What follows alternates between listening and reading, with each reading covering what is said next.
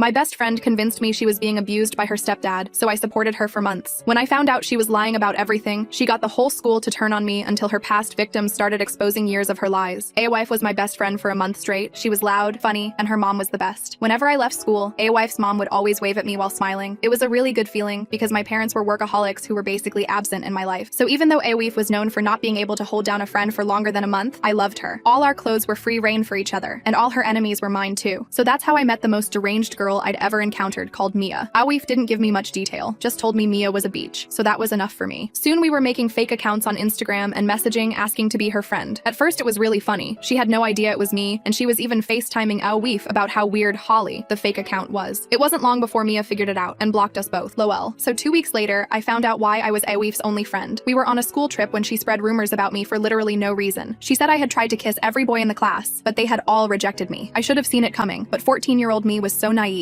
So instead of getting revenge, I got depressed. That whole summer was the worst period of my life. I could barely get out of bed in the morning, and my only joy was found in making those mood boards on Tumblr. During that time is when I somehow started talking to Mia. We had just one thing in common. We both hated A-Wife. We'd literally text almost every day just to talk poop about her, and it was invigorating every single time. So after 2 years of constant gossiping, I finally took the train to see her. The first thing I noticed was that she looked nothing like her Instagram. Not even trying to be mean, I genuinely didn't know it was her when she opened the door, but I looked past it because I knew what it felt like to be insecure as heck. Mia was the one who got me into cigarettes, and whenever we met up, we would play GTA or talk about our poopy exes together. We were the stereotypical 16-year-old duo until the virus hit. Every day she was posting on her Snapchat private story about how her stepdad was obsessed with her, how he was always texting her inappropriate things when her mom wasn't home, how he would buy her gifts that were obviously romantic. It worried me a lot, and we'd even have calls where I tried to convince her to tell her mom, where I tried to tell her that this wasn't normal and she needed help. I even sent her those support hotline numbers to encourage her to report him. Meanwhile, I was going through the worst time of my life. My granddad had suddenly passed, and I was so depressed that I could barely function without feeling extreme anxiety attacks. But whenever I tried to talk about myself, she would either leave me undelivered or shift the conversation back to her stepdad drama. So I just let myself be her therapist, because it was better than being alone. But then I noticed the cracks in her story. She claimed her stepdad was always texting her, but then posted stories hanging out with friends during those exact times. She said he wouldn't leave her alone, but also complained he completely ignores her when she asks for money. The breaking point was when she posted Snapchats from fancy restaurants with captions like dinner date with heart emojis, implying it was her stepdad. But I was just a 16-year-old who wanted to believe my friends could do no wrong, so I never questioned her. And that's when our friendship ended over a pair of AirPods. You see, my friend Liam had gone to Mia's house with me before the virus and left his AirPods behind. So by this point, months later, he was practically itching for them back. He even offered to stand outside her house and she could throw it outside her bedroom window. And when Mia refused with the excuse of being too busy, even I started getting suspicious. And Liam was the opposite of me. He was assertive and not afraid to step on people's toes. So one day, he asked me if I could go to her house with him to get the AirPods. At this point, he was the only one who didn't treat me like a piece of poop stuck on the bottom of their shoe, so I caved. On the way there, I texted Mia saying me and Liam were coming to collect the AirPods. Suddenly, my phone was buzzing with a wall of excuses. I'm at my aunt's house. My bedroom door is locked from the outside. Leave me alone, were all messages she actually sent. I started crying and begging Liam to turn back and get them another time, but he wasn't budging. That's how he ended up at Mia's front door, where her mom answered looking exhausted. While Liam went upstairs, her mom pulled me aside. "You're her friend who's been so worried?" she asked. Then she showed me her phone, screenshots of Mia's texts to her 22-year-old boyfriend, talking about their dinner dates and the jewelry he bought her. Family therapy session notes documenting Mia's pattern of false accusations whenever her stepdad enforced basic rules. Security camera footage showing the stepdad wasn't even home during the times Mia claimed he was harassing her. "We've tried everything," her mom said, tears in her eyes. "She's destroyed our family with these lies." That's when I finally realized she was a lying beach, and I blocked her. But the next day, I was once again faced with the reality of how naive I truly was. Because unlike A-Wife, Mia wasn't going down without a fight. She told everyone I was silencing a victim and taking her abuser's side. And soon my life was turned upside down. The messages started flooding in within minutes. My Instagram exploded with DMs from people I hadn't talked to in months. Each notification made my stomach drop further. I watched the follower count on my main account plummet as people unfollowed me in real time. My hands shook as I scrolled through Mia's latest story post, a black screen with white text claiming I had chosen to protect an abuser over a victim. I threw my phone across my bed and buried my face in my pillow. The familiar weight of anxiety pressed down on my chest, making it hard to breathe. I could hear my mom vacuuming downstairs, completely oblivious to my world falling apart. My dad was probably still at the office, where he practically lived these days. My phone buzzed again, and again, and again. I grabbed it, ready to turn it off completely, when I saw Liam's name pop up. He'd sent me screenshots of what people were saying in various group chats. The messages ranged from disappointed to outright hostile. People who had never even met Mia were calling me a victim blamer and worse. I sat up and wiped my eyes, trying to think clearly. My first instinct was to defend myself, to explain what really happened. I opened Instagram and started typing out a story post, but my fingers froze over the keyboard. What could I even say? me that Mia's own mother had shown me evidence? That would just make me look worse, like I was attacking her family. Instead, I closed the app and opened my messages with Liam. He was already typing when I got there. His message popped up saying he was coming over. I didn't even have the energy to respond. 20 minutes later, I heard the doorbell ring. My mom answered it, and I could hear her cheerful voice greeting Liam. She always liked him, probably because he was one of the few friends who actually acknowledged her existence when he came over. I listened to his footsteps on the stairs, each one making my anxiety spike higher. He knocked once before pushing my door open. I must have looked pathetic, sitting there in my oversized hoodie with puffy eyes and messy hair. He sat down next to me on the bed without saying anything at first. After a moment, he pulled out his phone and showed me more screenshots. Mia had posted on every platform we shared, crafting a narrative where I had gone to her house to confront her about her trauma. She claimed I had brought Liam as intimidation, that we had forced our way in and harassed her mother into lying about her. I felt sick reading it. The way she twisted every detail was almost impressive in its creativity. The AirPods weren't even mentioned. According to her version, we had shown up randomly to silence her. Liam took his phone back and leaned against my wall. He looked tired too, and I realized this was affecting him as well. Some of the messages in the group chats had called him out for enabling me. I pulled my knees up to my chest and tried to process everything. In less than 24 hours, I had gone from trying to support someone I thought was being abused to being labeled as an abuse enabler myself. The irony wasn't lost on me, but it didn't make it hurt any less. My phone buzzed again. This time it was a text from someone in my English class, asking if what Mia was saying was true. I didn't respond. Another buzz. Someone else, this time from my art class, sending me a long paragraph about how disappointed they were in me. I turned my phone face down and focused on my breathing. In through my nose, out through my mouth. The technique my school counselor had taught me for anxiety attacks. It barely helped. Liam stayed for another hour, mostly just sitting there in comfortable silence. Before he left, he told me not to respond to anything yet, to let things cool down first. Easy for him to say when he wasn't the main target. That night, I barely slept. Every time I closed my eyes, I imagined walking into school the next day. Would people confront me? Would they just whisper behind my back? Would my teachers have heard about it? The thoughts spiraled until I gave up on sleep entirely. I spent the early morning hours doing what I always did when I couldn't sleep, scrolling through Tumblr and making mood boards. It was mindless and comforting, arranging images that captured feelings I couldn't put into words. I made one that was all dark blues and grays, rain on windows and empty streets. It felt appropriate. By 6 a.m., I had made the decision to check Mia's social media one more time. Big mistake. She had posted a series of text screenshots, supposedly showing conversations with her stepdad. They were clearly fake. The contact wasn't even saved as a real name, just SD. But people were eating it up, commenting with heart emojis and messages of support. I noticed something else too. A wife had liked every single post. Of course she had. She was probably thrilled to see me getting dragged through the mud. I wondered if they had reconnected over their mutual hatred of me. School was in 2 hours. The thought of facing everyone made me physically nauseous. I considered faking sick, but my parents would never buy it. They barely noticed when I was actually sick, let alone when I was faking it. I dragged myself to the shower, hoping the hot water would wash away some of the dread. It didn't. I stood there until the water ran cold, then got dressed in my most inconspicuous outfit. Black jeans, black hoodie. The goal was to blend into the background as much as possible. Breakfast was a granola bar that I could barely choke down. My mom was already gone, and my dad was on a conference call in his office. The house felt emptier than usual. The walk to school was torture. Every person I passed felt like they were staring at me, even though logically I knew they probably had no idea who I was. My phone stayed in my pocket, on silent. I couldn't handle any more notifications. I made it to first period without running into anyone I knew well. Small mercies. But as soon as I sat down, I could feel eyes on me. 2 girls in the corner were whispering and glancing my way. My face burned. The teacher started class, and I tried to focus on the lesson. Something about the Revolutionary War. The irony of learning about conflicts from centuries ago while dealing with my own personal war wasn't lost on me. My phone vibrated in my pocket. Against my better judgment, I checked it under my desk. It was Liam, telling me Mia had shown up to school wearing expensive jewelry and claiming her stepdad had bought it as an apology. The same jewelry her mom had told me was from her adult boyfriend. I shoved my phone back in my pocket and tried to take notes, but my hands were shaking too badly. The girl next to me noticed and scooted her desk slightly away. Great. The bell rang for second period, and I practically ran to my next class. In the hallway, I caught snippets of conversation. Mia's name came up multiple times. So did mine, usually followed by disgusted sounds or disbelieving laughs. I made it through second and third period by keeping my head down and not making eye contact with anyone. Lunch was going to be the real test. The cafeteria was where all the social dynamics played out, where rumors spread like wildfire. I considered hiding in the library, but that felt like admitting defeat. Plus, Liam had texted saying he'd save me a seat at our usual table. At least I wouldn't be completely alone. The cafeteria was buzzing with conversation when I walked in. For a paranoid moment, I thought everyone stopped talking to stare at me, but that was just my anxiety talking. Most people were too absorbed in their own dramas to care about mine. I spotted Liam at our table in the corner. He had his earbuds in, scrolling through his phone. The seat across from him was empty, saved for me. I sat down without getting food, my appetite completely gone. That's when I saw her. Mia was holding court at a table in the center of the cafeteria, surrounded by people I recognized but had never been close to. She was gesturing dramatically, no doubt retelling her version of yesterday's events. Every few seconds, someone would gasp or shake their head sympathetically. I forced myself to look away. Getting into a confrontation here would only make things worse, but as I turned back to Liam, I caught Mia's eye. She smirked, a quick flash of triumph that made my blood blood boil. The rest of lunch passed in a blur. Liam tried to distract me with random videos on his phone, but I couldn't focus. Every laugh from Mia's table felt directed at me. Every whispered conversation felt like it was about me. When the bell finally rang, I was the first one out of the cafeteria. I had PE next, which meant changing in the locker room with a bunch of other girls. The thought made me want to skip, but I'd already been marked late too many times this semester. The locker room was exactly as awkward as I'd feared. Conversations stopped when I walked in. Girls who usually ignored me suddenly found reasons to move to different sections to change. I kept my eyes on my locker and changed as quickly as possible. PE itself was marginally better. We were running laps, which meant no partner work or team activities. I could just put in my earbuds and zone out. Well, that was the plan until someone accidentally bumped into me hard enough to send me stumbling. I looked up to see one of Mia's newer friends jogging away without an apology. Message received. The final bell couldn't come fast enough. When it finally rang, I practically sprinted to my locker. I just wanted to get home and hide in my room until this all blew over, if it ever blew over. But as I turned the corner, I saw a group gathered around my locker. My heart sank. As I got closer, I could see why. Someone had taped printed screenshots of Mia's posts all over my locker door. "Victim blamer" was written across them in red marker. I stood frozen for a moment, unsure what to do. People were watching, some with their phones out, probably hoping to catch my reaction for their stories. I forced myself to walk forward, to act like it didn't bother me. My hands shook as I spun my combination. The papers crinkled as I opened the door. I grabbed my books quickly, shoving them into my backpack without looking at anyone. As I closed my locker, some of the papers fell to the floor. I left them there. The walk home felt endless. My phone buzzed constantly, but I didn't check it. I couldn't handle any more today. When I finally made it to my front door, I felt like I might collapse from the emotional exhaustion. My mom was in the kitchen when I walked in, humming while she prepared dinner. She glanced at me briefly before returning to chopping vegetables. I mumbled something about homework and headed straight to my room, grateful she didn't notice my red eyes or shaking hands. The moment my bedroom door closed, I collapsed onto my bed. My phone continued its relentless buzzing. I finally checked it and found over 50 new notifications. Instagram, Snapchat, TikTok, even Facebook messages from people I hadn't spoken to since middle school. The digital mob had found me everywhere. I scrolled through some of the messages, each one making my stomach churn worse. Former classmates expressed their disappointment. People I'd considered friends demanded explanations. Complete strangers hurled accusations based solely on Mia's posts. The worst were the voice messages I couldn't bring myself to play. My laptop sat open on my desk, and I noticed several email notifications. Even my school email was flooded with messages. I closed it immediately, not ready to face whatever waited there. Around 7, my dad knocked on my door. He poked his head in to announce dinner was ready. I told him I wasn't hungry, and he shrugged before leaving. Neither of my parents pushed when I said I wasn't hungry. They never did. I spent the evening alternating between trying to distract myself and obsessively checking Mia's social media. She had posted 3 more times since school ended. Each post was more dramatic than the last, painting herself as a brave survivor standing up against those who would silence her. The comment sections were echo chambers of support and outrage directed at me. Liam texted around 9 to check on me. He mentioned that people had been asking him about what really happened at Mia's house. He'd tried explaining the truth, but most people dismissed him as biased since he was my friend. Some even accused him of being manipulated by me. I barely slept again that night. Every time I started to drift off, I'd remember another detail from the day or imagine what tomorrow would bring. By morning, I had deep circles under my eyes and felt physically ill from exhaustion and stress. The next day at school was worse. Word had spread overnight, and it seemed like everyone had picked a side. Most had picked Mia's. I walked through the hallways feeling like a pariah, catching fragments of conversations that stopped abruptly when people noticed me. In my first period class, I found a note on my desk. Someone had written "abuse enabler" in thick black marker. I crumpled it up and threw it away, but not before several classmates saw it. A few snickered. Most just stared. During second period, things escalated. Mia had apparently spent the morning showing people evidence of her stepdad's behavior. She had printouts of text messages, though I recognized the same obviously fake ones from her social media. She also claimed to have recordings, though conveniently couldn't play them in public for privacy reasons. I learned this from overhearing 2 girls in my class discussing it. They spoke just loud enough for me to hear, shooting glances my way to make sure I was listening. One mentioned how brave Mia was for speaking out despite people trying to silence her. The other agreed, adding that some people were just jealous of the attention victims received. At lunch, I found Liam sitting alone again. He looked frustrated and tired. He told me he'd gotten into an argument with some guys from his soccer team who'd been talking about the situation. They'd called me names, and Liam had defended me, which led to them questioning his judgment. I felt terrible that my drama was affecting him. I told him he didn't have to sit with me or defend me anymore. He rolled his eyes and told me to stop being stupid. We were friends, and friends stuck together. His loyalty made me want to cry. Mia entered the cafeteria with an even larger group than yesterday. She wore new jewelry, probably more gifts from her actual boyfriend that she'd attribute to her stepdad. Her followers hung on her every word as she spoke animatedly, occasionally glancing in my direction with satisfaction. After lunch, I had history class with both Mia and several of her supporters. I tried to sit in the back corner, but the teacher had assigned seats, and mine was right in the middle of the room. I felt exposed and vulnerable. Halfway through class, Mia raised her hand and asked to go to the counselor's office. She made a show of looking distressed, dabbing at her eyes with a tissue. The teacher immediately agreed, looking concerned. As she passed my desk, she dropped a folded piece of paper. I didn't want to open it, but curiosity won. Inside, she'd written, "This is what happens when you choose the wrong side. It's only going to get worse." My hands trembled as I shoved the note into my backpack. The girl next to me had seen the exchange and was already texting under her desk, probably spreading news of Mia's latest harassment by her abuser's defender. The rest of the day blurred together. More stares, more whispers, more isolation. Even teachers looked at me differently, though I couldn't tell if they'd heard the rumors or were just responding to my obviously distressed state. After school, I decided to walk the long way home to avoid running into anyone. As I passed the park where Mia and I used to hang out and smoke, I felt a wave of anger replace the anxiety and sadness. How could she do this? We'd been friends. I'd supported her through what I thought was real trauma. When I got home, I found my mom in the living room, which was unusual for a weekday afternoon. She was on her laptop but closed it when she saw me. For the first time in recent memory, she really looked at me. She asked if everything was okay at school. I almost laughed at the timing. After years of being too busy to notice my life, she chose now to pay attention. I told her everything was fine and escaped to my room before she could ask more questions. That evening, I made a decision. I couldn't keep playing defense while Mia controlled the narrative. I needed to do something, though I wasn't sure what. I started by creating a document on my laptop, writing down everything I remembered about Mia's lies and inconsistencies. I included dates and times when her stories didn't add up. I noted the posts about fancy dinners that she'd implied were with her stepdad, but were clearly with her boyfriend. I remembered conversations where she'd contradicted herself about her stepdad's behavior. As I typed, I realized there was a pattern. Mia's accusations always intensified when she wanted something or felt ignored. When her mom had grounded her for staying out late, suddenly her stepdad was stalking her. When she needed money for concert tickets, he was bribing her with gifts. I thought about sharing this document, but I knew how it would look. Mia had already painted me as someone who'd attack a victim. Any evidence I presented would be seen as further harassment. Liam texted me that night with news. He'd been talking to Theodore, a guy from our grade who'd dated Mia briefly freshman year. Theo had mentioned that Mia had pulled similar stunts with him, accusing him of various things when he'd tried to break up with her. She'd eventually moved on to a new target, but not before making his life miserable for months. This gave me hope. If others had experienced Mia's lies, maybe they'd speak up. I asked Liam to see if Theo would be willing to talk to me. The next morning, I woke up to find my Instagram account had been reported and temporarily suspended. The reason cited was harassment and bullying. I knew immediately who was behind it. Without Instagram, I couldn't even see what new lies Mia was spreading. School that day brought fresh humiliation. Someone had printed out one of Mia's posts, the one calling me an abuse enabler, and made copies. They were tucked into lockers, left on desks, and even taped to bathroom stalls. Everywhere I went, I saw my name associated with protecting an abuser. During PE, we played volleyball, and I was picked last, which never happened. My teammates actively avoided passing to me, and when I served, someone on the other team shouted that abuser supporters shouldn't be allowed to play. The gym teacher either didn't hear or chose to ignore it. At lunch, Liam had news. Theo had agreed to meet with us after school. He also mentioned that he knew of at least 2 other people who'd had similar experiences with Mia. My heart raced with possibility. Maybe I could turn this around. The meeting with Theo took place at a coffee shop downtown. He looked nervous but determined. He told us about his relationship with Mia 2 years ago. At first, she'd been sweet and fun, but when he'd wanted to spend time with his friends or focus on basketball, she'd become possessive and manipulative. The breaking point came when he tried to end things. She'd told everyone he'd been emotionally abusive, that he'd controlled her and made her feel worthless. Sound familiar? The accusations had affected his reputation for months until people gradually realized Mia had moved on to a new target and forgotten about him entirely. Theo gave me the names of 2 other people, Beatrice, who'd been Mia's best friend in middle school, and another girl named Bia, who'd known Mia from summer camp. Both had stories about Mia's pattern of lying and manipulation. I spent that evening reaching out to Beatrice and B. Beatrice responded quickly, eager to share her experience. She told me how Mia had spread rumors about her when she'd gotten the lead in the school play that Mia wanted. The rumors were so vicious that Beatrice had ended up switching schools. B's story was even more disturbing. At summer camp, Mia had accused a counselor of inappropriate behavior when he'd given her a warning about breaking curfew. The accusation had nearly ruined the young man's career before other campers came forward to say Mia had been lying. Armed with this information, I felt a spark of hope, but I also felt overwhelmed. How could I use these stories without seeming like I was attacking a victim? The narrative Mia had created was powerful, and I was already cast as the villain. Liam suggested we start small. Instead of making public accusations, we could privately reach out to people who seemed to be on the fence about the situation. We could share what we'd learned and let them draw their own conclusions. Over the next few days, I watched Mia's campaign against me intensify. She started a hashtag about believing survivors and tagged me in posts about the damage of victim blaming. Her followers shared these posts widely, and soon people from other schools were weighing in. My parents finally noticed something was wrong when the school called about my situation. They sat me down for a family meeting where I explained everything. My mom looked horrified, my dad confused. They offered to call the school or Mia's parents, but I begged them not to. Adult intervention would only make me look worse. Meanwhile, Liam and I quietly built our case. Beatrice had saved old text messages from Mia that showed her planning to spread lies about her. Theo had witnesses who remembered Mia changing her story multiple times. B had contact information for the camp counselor Mia had falsely accused. We created a shared document with all the evidence, careful to stick to facts and avoid emotional language. We didn't want to stoop to Mia's level of manipulation. The turning point came unexpectedly. Mia, emboldened by the support she was receiving, made a mistake. She posted a lengthy story about how her stepdad had bought her a new laptop to keep her quiet. She showed off the expensive device, claiming it was another example of his inappropriate gifts. But Beatrice recognized the laptop. She'd been with Mia when she'd bought it herself using money from her part-time job. Beatrice had even helped her pick it out. She had photos from that shopping trip, complete with timestamps and location tags. Beatrice decided she'd had enough. She posted the photos on her own social media with a simple caption, "Interesting how this first gift from her stepdad was actually bought at Best Buy with her own money. I was there. The post gained traction quickly. People who'd blindly supported Mia began asking questions. Some pointed out other inconsistencies they'd noticed but hadn't wanted to mention before. Mia tried damage control. She claimed Beatrice was lying, that I'd manipulated her into attacking a victim, but Beatrice had receipts, literally. She posted more evidence of Mia's lies from their friendship, careful to focus on provable facts rather than accusations. Theo followed suit, sharing his story about Mia's false accusations against him. He included screenshots of messages where Mia had admitted to lying, but justified it by saying he'd hurt her feelings by wanting to break up. The tide began to turn. People started questioning Mia's other claims. Someone pointed out that her stepdad couldn't have been texting her during school hours as she'd claimed because he worked in a secure facility where phones weren't allowed. Another person noticed that the jewelry Mia claimed was from her stepdad appeared in her boyfriend's Instagram posts with captions about spoiling my girl. Mia's response was to double down. She accused me of orchestrating a smear campaign against her. She claimed I'd threatened these people into lying. She posted increasingly dramatic stories about her trauma, but they were starting to sound desperate rather than convincing. Some of her supporters began distancing themselves. They didn't necessarily apologize to me, but they stopped actively participating in the harassment. The printed posts disappeared from school. The whispers died down. But Mia wasn't done. She showed up at my house one evening, banging on the door and demanding I call off my attack dogs. My parents were home, and my dad answered the door. I watched from the stairs as Mia put on a performance, crying about how I was ruining her life. My dad, who'd been briefed on the situation, calmly told her to leave. He said if she had concerns, she should address them through proper channels, not by showing up at our home. Mia left, but not before shouting that I'd regret this. The next day, she tried a new tactic. She claimed she was getting anonymous death threats because of my campaign against her. She posted screenshots of messages telling her to hurt herself, claiming they were from my supporters. But technology was not Mia's strong suit. Several tech-savvy students quickly pointed out that the messages were clearly fake. The timestamps didn't match up, the usernames were obviously created just for these messages, and the writing style was suspiciously similar to Mia's own. This was the final straw for many people. Creating fake death threats was too far, even for those who'd wanted to support a potential victim. The backlash was swift and harsh. Mia's core group of supporters dwindled to just a few people. Even they seemed uncomfortable with the lengths she was going to. Her social media posts became increasingly erratic, alternating between playing victim and lashing out at anyone who questioned her. I finally reactivated my Instagram account to find hundreds of messages. Many were apologies from people who'd believed Mia's lies. Others were from people sharing their own stories about Mia's manipulation. It turned out Theo, Beatrice, and B were just the tip of the iceberg. The school counselor called me in for a meeting. She'd been following the situation and wanted to check on my well-being. She also mentioned that Mia's parents had been in contact with the school about their daughter's behavior. Apparently, this wasn't the first time they'd dealt with Mia creating false narratives. I learned that Mia's mom had reached out to my parents to apologize. She shared more details about Mia's pattern of lying and manipulation, which had been going on for years. They'd tried therapy, but Mia had convinced several therapists that her parents were the problem. The woman I'd met that day at Mia's house, the one who'd shown me evidence of her daughter's lies, was at her wit's end. She'd watched Mia destroy relationship after relationship with her behavior, always playing the victim when confronted. As the truth spread, I expected to feel vindicated. Instead, I mostly felt sad. Sad for the friendship I'd thought was real. Sad for Mia, who seemed incapable of maintaining genuine relationships. Sad for all the people she'd hurt along the way. Liam remained my rock through everything. He never wavered in his support, even when it cost him socially. His loyalty meant more than any apology from fair-weather friends who'd turned on me so quickly. Some people tried to act like nothing had happened, wanting to return to normal without acknowledging their role in the harassment. I wasn't ready to forgive and forget. Trust, once broken, wasn't easily repaired. Mia eventually stopped coming to school regularly. When she did show up, she kept to herself, her previous confidence replaced by sullen silence. Her remaining friends seemed more like babysitters, keeping an eye on her rather than genuinely enjoying her company. I heard through the grapevine that her parents were considering switching her to a different school for a fresh start. Part of me hoped it would help her, that maybe she could learn from this and change. Another part doubted she was capable of real change. The experience taught me valuable lessons about the power of lies and the importance of truth. It also showed me who my real friends were, and the danger of mob mentality in the age of social media. As weeks passed, the drama died down. New scandals emerged to capture people's attention. I was no longer the girl who'd silenced a victim, but just another student trying to make it through high school. But the scars remained. I found myself more cautious about trusting people, more aware of red flags in friendships. I also developed a deeper empathy for anyone caught in the crossfire of false accusations, understanding how quickly public opinion could turn and how hard it was to defend yourself against emotional manipulation. Mia's story became a cautionary tale whispered about in hallways. New students would hear vague warnings about the girl who cried wolf too many times. Her legacy wasn't the sympathy she'd craved, but the wariness she'd earned. I sometimes wondered what drove Mia to such extremes. Was it a desperate need for attention, an inability to handle rejection or consequences, a genuine inability to distinguish between reality and her fabrications? I'd probably never know. What I did know was that I'd survived one of the worst experiences of my teenage life. I'd been tested and had found strength I didn't know I possessed. I'd learned the value of true friendship and the importance of standing up for truth, even when it seemed impossible. The mood boards I created during this time reflected my journey. They evolved from dark, anxious collections to ones featuring phoenixes, sunrise colors, and quotes about resilience. Each one marked a step in my healing process. My relationship with my parents improved slightly. The crisis had forced them to pay attention, and while they still worked too much, they made more effort to check in with me. It wasn't perfect, but it was progress. As junior year drew to a close, I felt ready to move forward. The drama with Mia would always be part of my story, but it wouldn't define me. I had plans for senior year, for college, for a life beyond the suffocating dynamics of high school social politics. The truth had set me free, but the journey to get there had been brutal. Still, I'd emerged stronger, wiser, and more confident in my ability to weather whatever storms life might bring. And that, more than any vindication, was the real victory. The summer heat made everything worse. I spent most days holed up in my room, refreshing social media to track the damage. Mia had created a new Instagram account after her main one got reported for harassment. She posted cryptic messages about fake friends and jealous haters trying to destroy her life. One afternoon, Beatrice texted me about a party happening that weekend. She mentioned Mia would definitely not be there since the host had explicitly uninvited her after learning the truth. I wasn't ready for parties yet, but I appreciated the gesture. Liam came over almost daily, bringing snacks and video games. We'd sit in my basement playing for hours without talking about the drama. His presence helped more than any words could have. My mom started working from home more often. She'd make excuses about needing a quieter environment, but I knew she was keeping an eye on me. Sometimes I'd catch her watching me with worried eyes when she thought I wasn't looking. 3 weeks into summer, I ran into Awif at the grocery store. She was with her mom, who waved at me with the same warm smile from years ago. Awif looked uncomfortable, shifting her weight and avoiding eye contact. Her mom chatted with me briefly about college plans while Awif stared at the floor. Later that night, Awif sent me a friend request on Instagram. I stared at it for 20 minutes before declining. Some bridges weren't worth rebuilding. Theo organized a small gathering at his house for people who'd been affected by Mia's lies. It felt strange sitting in his living room with Beatrice, B, and 3 others I hadn't known about. We shared stories and compared notes on Mia's patterns. One girl showed us screenshots from 2 years ago that matched Mia's current tactics exactly. The meeting helped me realize I wasn't alone in this experience. Others had survived Mia's manipulation and moved on with their lives. It gave me hope that I could too. My dad surprised me by suggesting a weekend trip to the beach. Just the 3 of us, no work calls allowed. We spent 2 days building sandcastles and eating ice cream. My parents actually talked to me about things beyond grades and college applications. When we returned, I found my inbox flooded with messages. Someone had created an anonymous confession page for our school, and multiple people had submitted stories about Mia. The posts detailed lies, manipulation, and false accusations spanning years. Mia responded by threatening legal action against the page administrators. She posted screenshots of her messages to them, demanding they reveal who was slandering her. The page stayed up. I started volunteering at the local library to fill my days with something productive. The head librarian, Mrs. Chen, didn't know about the drama and treated me like any other volunteer. I spent hours organizing books and helping kids find stories, feeling useful for the first time in months. One day, while shelving returns, I spotted Mia's mom in the biography section. She looked exhausted, with dark circles under her eyes. When she saw me, she attempted a weak smile. We didn't speak, but she squeezed my shoulder gently before leaving. Liam got accepted to a competitive soccer camp for the rest of summer. I helped him pack, trying not to think about facing the remaining weeks without my main support system. He promised to text every day. With Liam gone, I spent more time with Beatrice. She introduced me to her friend group from her new school. They'd heard vague rumors about the situation, but didn't treat me differently. We spent afternoons at the mall or swimming at the community pool. The anonymous confession page kept growing. More people came forward with stories about Mia dating back to elementary school. Someone posted about how she'd faked an injury to get out of a test, complete with forged doctor's notes. Another shared how she'd stolen money from a fundraiser and blamed it on a classmate. Mia's attempts at damage control grew increasingly desperate. She created multiple fake accounts to defend herself in the comments, but her writing style was too distinctive to hide. People started screenshotting the obvious sock puppet accounts and mocking them. I ran into some classmates at a coffee shop downtown. They invited me to sit with them, acting like the past months hadn't happened. We talked about summer jobs and college plans. Nobody mentioned Mia. My anxiety attacks became less frequent. I still had bad days where I couldn't leave my room, but they were outnumbered by okay days and even some good ones. My mom noticed and stopped hovering as much. Beatrice convinced me to join her and her friends for a movie night. I almost canceled 3 times, but forced myself to go. We watched comedies and ate too much popcorn. I actually laughed without forcing it. The school email system sent out summer reading lists. Seeing official school communications made my stomach clench, remembering the flood of hate messages from months ago. I deleted it without reading and tried not to think about returning in the fall. Mia posted a lengthy video claiming she was being cyberbullied into silence. She cried on camera about how everyone had turned against her for speaking her truth. The video got more dislikes than likes, and the comment section turned into a catalog of her lies. Theo texted our group chat about seeing Mia at the mall with her mom. He said they were arguing in the food court, with Mia's mom looking frustrated and Mia storming off dramatically. We didn't respond, but it was clear her manipulations were affecting her home life too. I started journaling at my therapist's suggestion. Not the dramatic Dear Diary stuff, just stream of consciousness writing to process everything. Some days I wrote pages about anger and betrayal. Other days just a few lines about feeling okay. The library job gave me structure and purpose. Mrs. Chen started trusting me with more responsibilities, like running the children's reading hour. Kids didn't care about teenage drama. They just wanted someone to read them stories with funny voices. Beatrice and I grew closer over shared experiences. We'd text late into the night about everything except Mia. She understood the hypervigilance, the way I'd tense up when notifications came through, the relief when a day passed without incident. One evening, my mom found me making a new mood board. Instead of the dark themes from months ago, this one featured sunflowers and quotes about growth. She sat beside me and asked about each image. I actually explained instead of brushing her off. The anonymous Mia's confession page suddenly disappeared. Rumors swirled about whether Mia's threats had worked or if the administrators just got bored. Either way, the stories were already out there. The damage to her reputation was permanent. I bumped into one of Mia's former supporters at the grocery store. She apologized awkwardly, saying she'd realized the truth after Mia turned on her too. I accepted the apology but didn't offer friendship. Some people had shown their true colors too clearly. Liam sent photos from soccer camp, looking happy and exhausted. He'd made new friends who knew nothing about our drama. I felt genuinely happy for him, even while missing his presence. My dad started joining me for evening walks around the neighborhood. We didn't talk much, just walked side by side. Sometimes he'd point out houses for sale or comment on someone's garden. It was nice. Beatrice invited me to her family's barbecue. Her parents knew about the Mia situation but didn't bring it up. They treated me like any other teenager, complaining about music volume and reminding us to reapply sunscreen. I finally felt ready to update my social media profiles. I posted a simple photo of the sunset from my bedroom window. No caption, no explanation, just moving forward. The responses were overwhelmingly positive. People I hadn't heard from in months liked and commented with hearts and supportive messages. Even some who'd believed Mia initially reached out privately to apologize. Summer was ending, and with it came anxiety about returning to school. Would Mia be there? Would people still whisper? Would teachers look at me differently? The questions kept me up at night. Beatrice suggested we go school supply shopping together. We spent hours picking out notebooks and pens, pretending to be excited about fresh starts. She helped me pick out a new backpack, symbolic of leaving the old drama behind. 2 weeks before school started, news broke that Mia had transferred to a private school 2 towns over. Her parents had apparently decided a fresh start was necessary. Relief flooded through me so intensely I had to sit down. The group chat with Theo, Beatrice, B, and the others became less about Mia and more about normal teenage stuff. We made plans to hang out before school started, comparing schedules and complaining about summer assignments. I finally responded to some of the apology messages I'd received. Not all of them, but the ones that seemed genuine. I kept responses short and didn't offer to rekindle friendships. Forgiveness didn't mean forgetting. My last therapy session before school focused on coping strategies for returning. We role-played different scenarios, from running into Mia's remaining supporters to dealing with new students who might have heard rumors. I left feeling prepared, if not confident. Liam returned from camp the week before school. He looked taller somehow, more confident. He told me stories about his summer while we sat in my backyard. When he asked how I was really doing, I could honestly say better. The night before school started, I couldn't sleep, but instead of anxiety spirals, I spent the time organizing my room and preparing my outfit. I wanted to walk in feeling put together, even if I was shaking inside. My mom made a big breakfast on the first day, despite my protests that I wasn't hungry. She hugged me longer than usual before I left. My dad had already left for work, but had left a note in my backpack wishing me luck. Walking into school felt surreal. Same hallways, same lockers, but everything felt different. I kept my head up and walked to my locker without incident. A few people nodded or smiled. Most were too focused on their own first day nerves to care about old drama. In first period, I sat next to a girl I'd never talked to before. She complimented my backpack and asked about my summer. We chatted until class started. No mention of Mia or the drama, just normal teenage conversation. Lunch with Liam and Beatrice felt almost normal. We claimed a new table, far from where I used to sit and even farther from Mia's old spot. Other people joined us throughout lunch, creating a new configuration of friendships. By the end of the first week, I'd established new routines, different routes between classes, new study spots, fresh social circles. Some people still whispered, but it felt more like old gossip than active harassment. The mood boards I created now featured bright colors and hopeful quotes. My Tumblr followers commented on the change, sending supportive messages about growth and healing. Some shared their own stories of surviving social manipulation. 3 weeks into school, I heard Mia's name for the first time in days. Someone mentioned seeing her at a football game at her new school, alone and looking miserable. I felt a twinge of something, not quite sympathy, but not satisfaction either, just sadness for the person she could have been. My grades improved as I focused on academics instead of drama. Teachers who'd witnessed the worst of the harassment seemed relieved to see me participating again. My English teacher even pulled me aside to say she was proud of how I'd handled everything. Beatrice and I started a study group that grew to include new friends who hadn't been around for the drama. We met weekly at the library, where Mrs. Chen would sneak us cookies and remind us to keep the volume down. The 1-year anniversary of meeting Mia passed without fanfare. I only realized the date had passed when I was updating my calendar. What had once been a significant friendship milestone now felt like ancient history. Senior year applications started, and with them came essays about overcoming challenges. I wrote about resilience and the importance of truth, careful not to make it a revenge piece. My counselor said it was one of the strongest essays she'd read. Looking at acceptance letters months later, I realized how much had changed. The girl who'd hidden in her room making dark mood boards had somehow become someone who could write confidently about growth and perseverance. Graduation day arrived with its mix of excitement and nostalgia. A wife was there, of course, but we existed in parallel worlds. A polite nod was all that passed between us. Her mom still waved at me, and I waved back. As I walked across the stage, I spotted my parents in the crowd, both having taken time off work to be there. Liam cheered embarrassingly loud from the graduate section. Beatrice caught my eye and winked. The girl who'd tried to destroy me wasn't there to see my triumph, but it wasn't about her anymore. It was about surviving, learning, and building something better from the wreckage. High school was ending, but I was just beginning. That summer felt different from all the others. Instead of hiding from the world, I embraced it. College orientation, new city apartment hunting, goodbye parties with the real friends who'd emerged from the chaos. The future stretched ahead, unmarked by past drama. The last mood board I made before leaving for college featured a phoenix. Not because I'd risen from ashes in some dramatic transformation, but because I'd learned to build something new while carrying the lessons of the old. Some scars remained, but they no longer defined me.